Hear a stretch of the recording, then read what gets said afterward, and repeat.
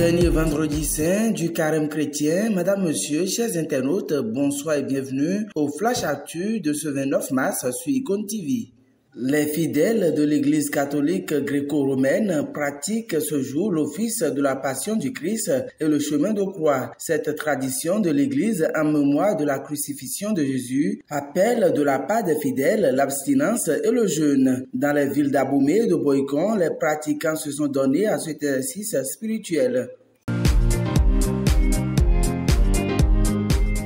À Cotonou, la direction départementale de la police républicaine appelle les propriétaires de motos ou de tout autre objet abandonné au commissariat des 13 arrondissements de la ville de passer les retirer. Ils ont jusqu'à 15 jours pour le faire à compter du 28 mars. L'ultimatum donné concerne les biens abandonnés depuis 3 ans. Après l'expiration du dit ultimatum, les objets abandonnés non retirés seront vendus aux enchères publiques.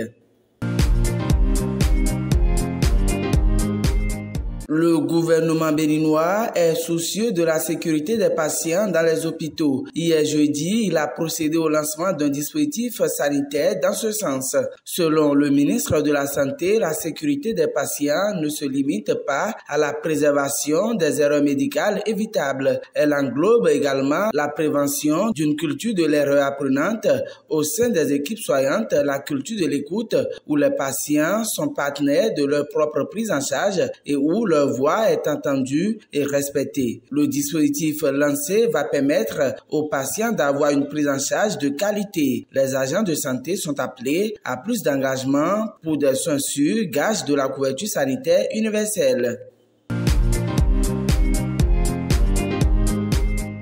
En page inter, l'ancien président sud-africain Jacob Zuma n'aura pas la chance de se présenter aux élections du 29 mai prochain. C'est à travers un point de presse tenu jeudi que la commission a déclaré avoir maintenu une objection contre la candidature de l'homme. En juillet 2021, l'ancien président avait été condamné à 15 mois de prison pour avoir défié un ordre de la Cour de se présenter devant une commission judiciaire qui enquêtait sur des allégations de corruption durant son mandat. Pour raison médicale, il a bénéficié d'une libération conditionnelle et a purgé le reste de sa peine en résidence surveillée. Alors que la constitution sud-africaine interdit aux personnes reconnues coupables et condamnées à plus de 12 mois d'emprisonnement sans possibilité d'amende d'exercer une fonction publique. L'ancien président a jusqu'au 2 avril pour faire appel à la décision de la commission.